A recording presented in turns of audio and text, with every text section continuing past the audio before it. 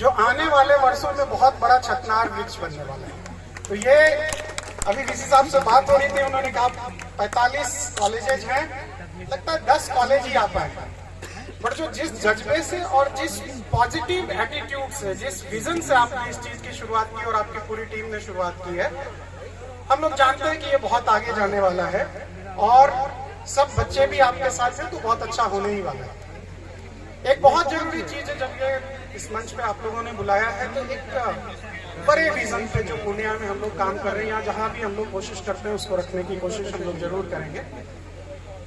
जैसा आप लोगों ने देखा होगा, बहुत सारे लोगों ने पूरे विश्व से ताजमहल को लोग देखने आते हैं, बट ताजमहल की सुंदरता और उसकी मजबूती उसके नींव के पत्थरों पे टिकी हुई है, बट नींव का पत्थर कभी दिखता नहीं।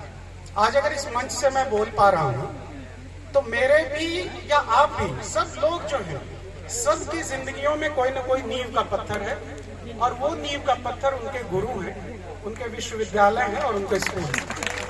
आप जहाँ जितने बड़े मंच पे जा रहे हैं, इसका मतलब है कि कोई ना कोई रहा है आपके पीछे जो आज भी नींव के पत्थर की तरह आप हैं। मैं जितने भी स्टूडेंट्स यहाँ बैठे हैं उनको कहना चाहूंगा कि सभी चीजों को छोड़ के जो आपके गुरुजन, जो आपके वीसी साहब, प्रो वीसी साहब, जो भी फैकल्टी आपको समझाते हैं उस पर काम करना चाहिए, उस पर आगे बढ़ना चाहिए, क्योंकि वो आपके नींव के पत्थर। और मैं इसलिए भी इस जगह पे आया हूँ, जब वीसी साहब ने मुझे बताया, आज यूनिसेफ की कंट्री हेड और बहुत सारे लोग आए हुए हैं, मुझे जाना है अभी मीटिंग के लिए। मैं इसलिए भी आया हूँ क्योंकि मैं एक बात बहुत क्लियरली जानता हूँ कि आज से 10-15 साल बाद इस मंच से कौन बोलेगा, वो हम और वीसी साहब ये लोग नहीं होंगे, बल्कि इन्हीं बच्चों में से कोई होगा। वो विजन देना और उनको इतना कैपेबल बनाना, ये हम सभी बड़े बुजुर्गों की, हमको जहां पहुंचना है हम पहुंच चुके हैं।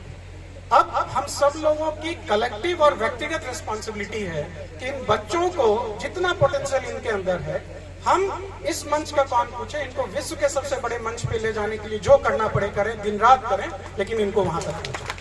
मैं इसी के लिए पुनः वीसी साहब और पूरी टीम को बहुत बहुत धन्यवाद देना चाहता हूं कि आपने ये शुरुआत की। अभी मुझे वीसी साहब फिर बोल रहे थे, डीएम साहब हमारे बच्चों में बहुत टैलेंट है।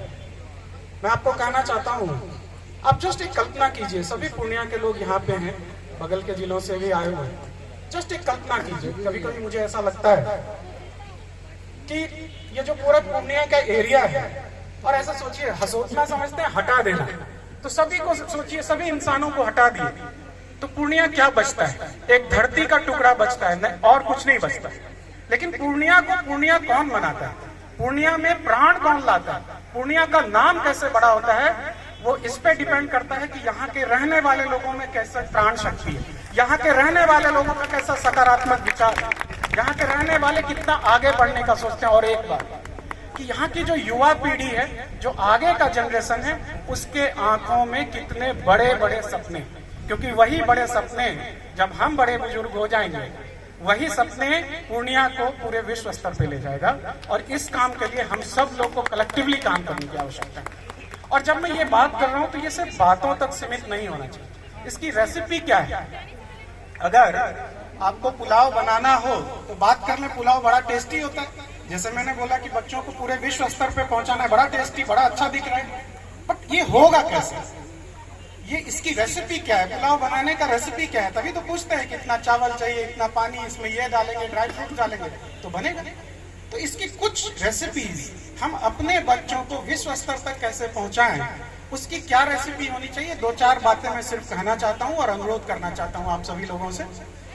मैं जस्ट एक चीज बताना चाहूंगा कि आज जब मैं यहाँ पे बात कर रहा हूँ, जिस समय हम लोग बात कर रहे हैं, पूरा विश्व बहुत बड़ी तेजी से टेक्नोलॉजी और इनोवेशन के क्षेत्र में चेंज ला रहा है, बहुत बड़ा। एक जमाना था जब हम लोग स्टूडेंट थे तो एक IT रिवॉल्यूशन आया था, जिसने इंडिया को एक बहुत बड़ी ऊंचाई पे ले गया। इन्फोसिस, TCS, जितने नाम आप जानते हैं, जितने लोग आज फॉरेन में हमारे बच्चे काम कर रहे हैं, आगे बढ़ रहे हैं, हमारे युवा, उस IT रिवॉल्यूशन का समय था। आज पूरा विश्व बहुत तेजी से चेंज हो रहा है।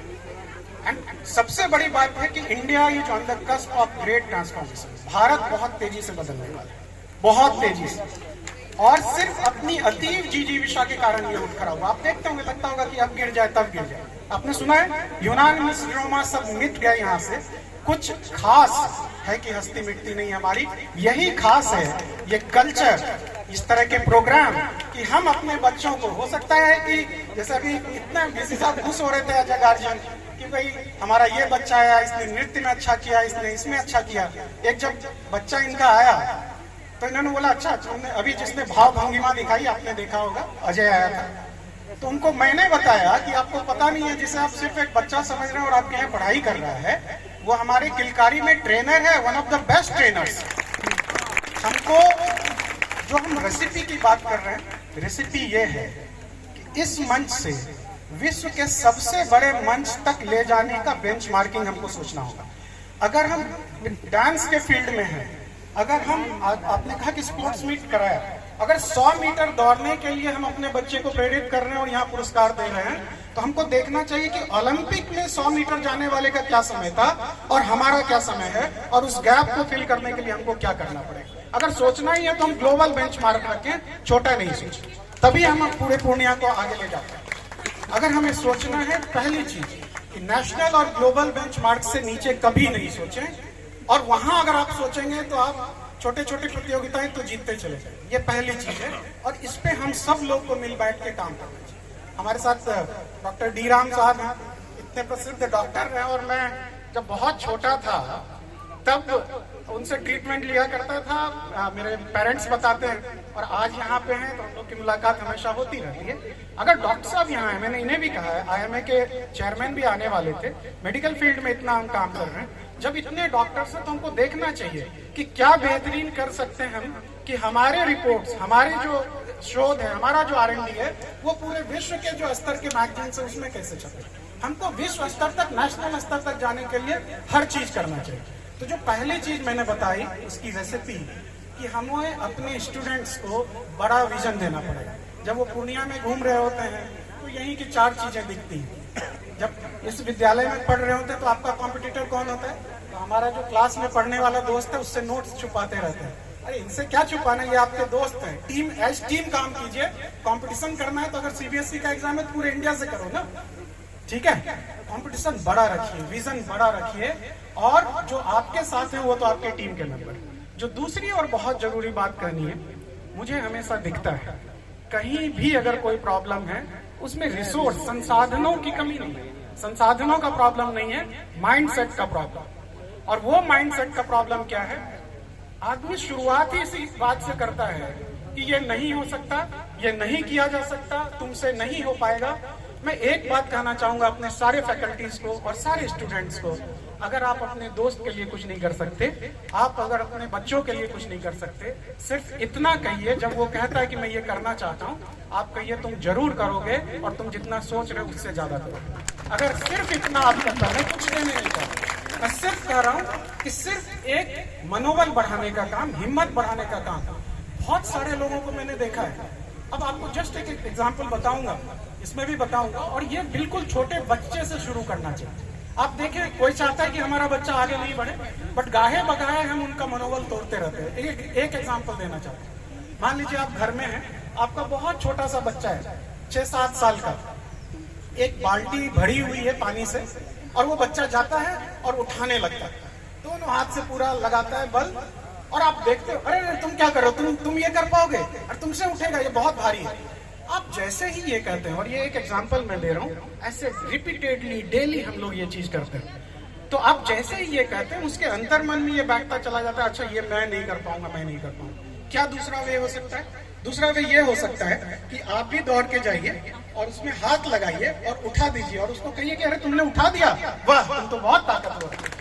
आपका वो बच्चा विश्व के किसी भी मंच से जाकर बोलने की काबिलियत लेके। हम अपने बच्चे को लेके जाते हैं, मान लीजिए लेके जा रहे हैं, और वो एक भिखारी दिखता है, और उसको हम क्या कहते हैं?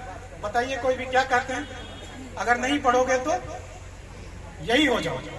लेकिन क्या हम ये कह सकते हैं कि अगर तुम पढ़ लोगे तो इनकी जिंदगियों को अच्छा कर पाओगे, इनकी जिंदगियों को बदल पाओगे, जिस स्थिति में ये है इनकी जिंदगी को बेहतर पाओगे। मैं बहुत ही कमिटमेंट से आप सब लोग को कहना चाहता हूं, अगर इस विश्व में किसी चीज की सबसे बड़ी कमी है, वो है सकारात्मक सोच की। सकारात्मक सोच, सकारात्मकता, सकारात्मक, वही सबसे बड़ी नीड ऑफ द टाइम है। इंडिया के अपने इतने अजस्र अनुदान उसको मिले हुए हैं कि उसको आगे बढ़ने से कोई नहीं रोक सकता। अगर कुछ कम कर सकते हैं तो लोगों की हिम्मत तोड़ना छोड़ें, सकारात्मकता की ओर देखें, पॉजिटिविटी की ओर देखें और हमेशा ये सॉल्यूशन की बात करें।